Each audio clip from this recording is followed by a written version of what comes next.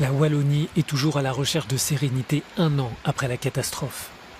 L'Est de la Belgique porte encore les cicatrices des inondations qui ont tué une quarantaine de personnes et détruit de nombreux bâtiments. À Chênay, près de Liège, sous un nom d'emprunt, Marie se bat pour reconstruire sa maison. Il y a toujours des problèmes avec les assurances. Certaines personnes, on leur a presque forcé à signer pour des clopinettes. Et moi, je ne veux pas. Moi, j'ai rien demandé. J'ai tout perdu. J'ai perdu une grosse partie de ma vie. Donc, moi, j'ai rien demandé et j'espère que les assurances vont tenir compte de ça. Tourner la page de ce drame n'est pas chose facile. Les ouvriers manquent et le prix des matières premières augmente, ce qui ralentit les travaux de réparation. Il y a énormément de problèmes qui viennent se greffer autour de tout ça. Il faut savoir qu'on est sorti de la Covid, on a les inondations, on a la guerre en Ukraine. Donc ce sont beaucoup de problèmes qui ont coûté beaucoup d'argent aux communes. Le prix effectivement du matériel a augmenté.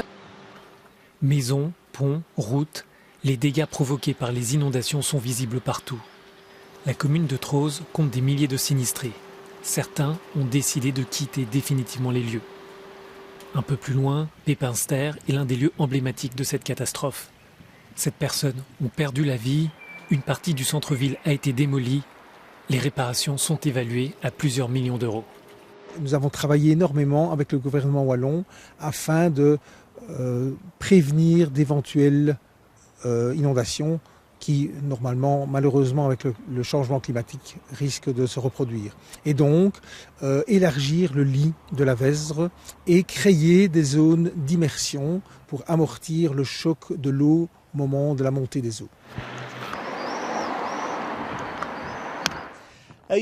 Un an après, les inondations hantent toujours les communes belges comme Pépinster qui cherchent à se reconstruire pour ne plus revivre un tel drame. Pour les citoyens, il s'agit d'une blessure qui prendra encore beaucoup de temps à se refermer. Pedro Sacadura, Euronews, Pépinster.